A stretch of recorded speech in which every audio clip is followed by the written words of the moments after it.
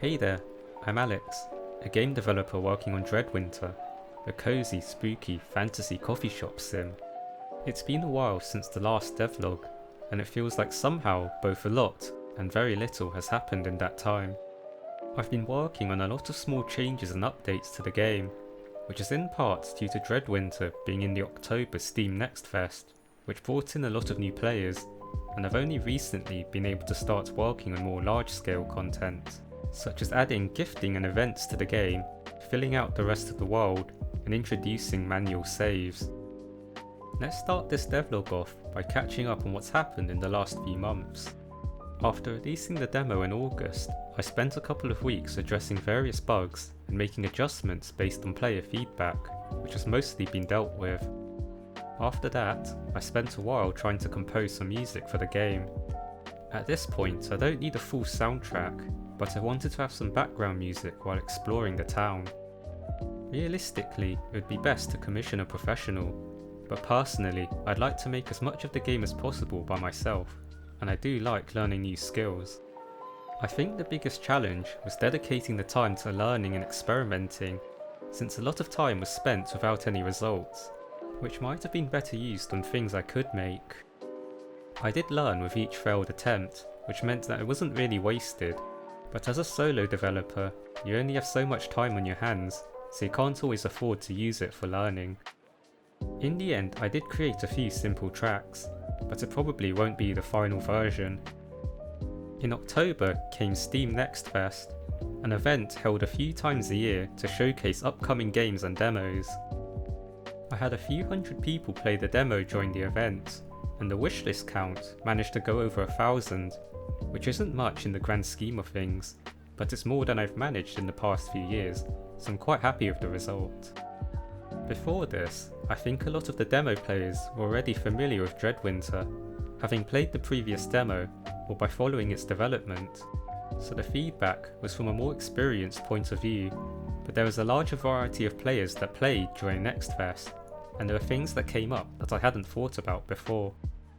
For example, there were a few players that said they weren't sure what there was to do, which means that the start of the game could be streamlined more.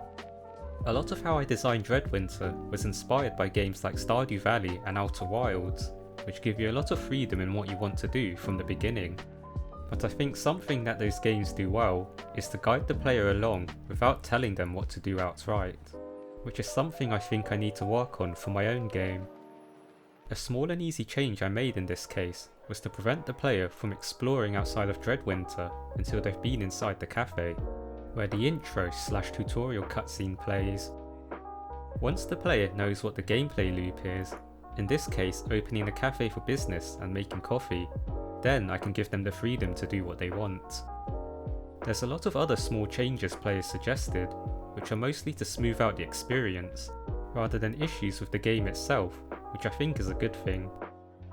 Ultimately, participating in Next Fest was very helpful, and I got a lot of new ideas from it, and a better understanding of how I should design the game. Now that it's over, it's back to working on finishing the game, so let's go over what I'm working on now.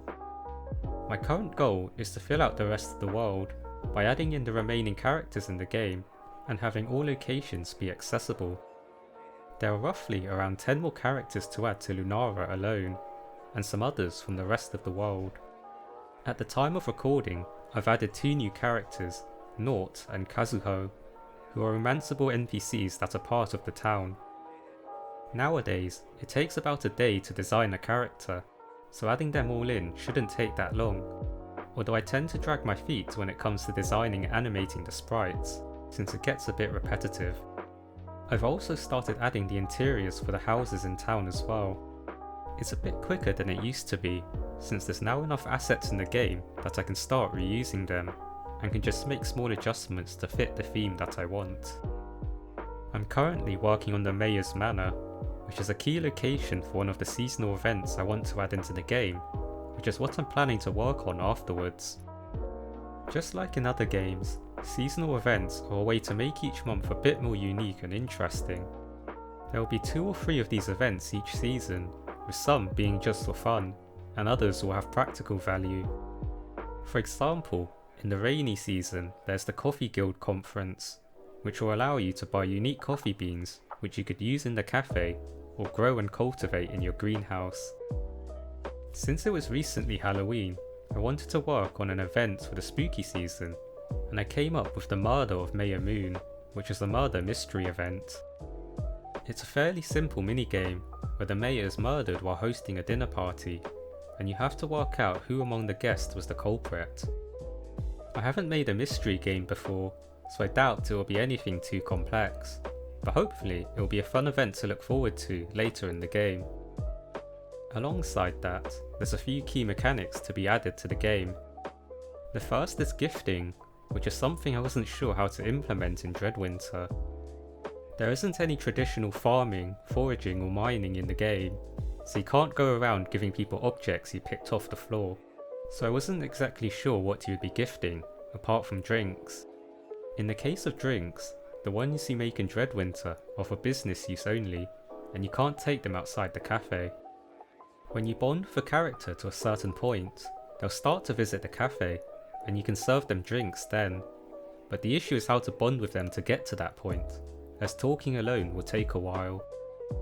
In the spirit of Halloween, I came up with the idea of a magical gift box, where once a day you can feed it a drink you've made, and it will deliver it to a person of your choice. I think this is a novel solution to the problem I was having, and fits the spooky theme of the game. Finally, what I plan to add at some point is manual or quick saves, in which you can save your playthrough at any point and reload from there. This is something I initially wasn't planning to add, and so the save system wasn't built with it in mind, but I think I've worked out a way to add it in without having to rework the entire thing. Currently, you have to sleep to save, which means that when you load the game, you'll start from your bed at either 6 AM or 8 PM. By doing this, I didn't need to keep track of things like where each NPC was, whether they were in shopkeeper mode, and what point in their daily schedule they were at. At first, I wasn't sure about what data I would need to keep track of, and how I could go about loading it back into the game, but I don't think it's actually as complex as I was imagining it to be. This probably won't make it into the demo, but it should be in the game when it releases. That should cover my plans for the next few months, and hopefully I get everything done in time.